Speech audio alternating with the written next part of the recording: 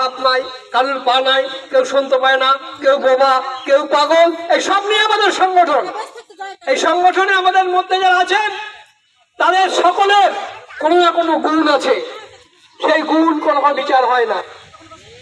একটা প্রতিবন্ধী ভালো সেলাই করতে পারে, আমাদের পাশে ভগবান রানীতলাতে নূর বলে আমাদের প্রতিবন্ধী আছেন, একটা পাট নাই, কাঠের পা দিয়ে চলে, সে দর্জির কাজ জানে।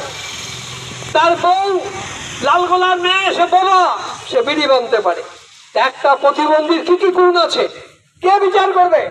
বঙ্গলাপুরের 2 নং ব্লকের বিডিও সাহেবের কাছে যখন আমরা দাবি নিয়ে যাই, তখন তো বলতে হয়, আইনে তো বলা আছে আপনাকে দয়া করতে হবে না, আইনে যা যা আছে সেগুলো প্রতিবন্ধীদের যদি চাইতে হয় তাহলে এক জায়গায় হতে হয়। এই নিমগঞ্জতলে আমরা আজকে এক জায়গায় হয়েছি, সামনের মাসের 20 তারিখে আবার বহরমপুরে গিয়ে ডিএম অফিসের এক জায়গায় হয়ে মুখ্যমন্ত্রী মমতা ব্যানার্জির উদ্দেশ্যে আমরা কাগজ করে পাঠাবো যে এই কাগজে যা লেখা আছে তোমাকে গুরুত্ব দিতে হবে। প্রতিবন্ধী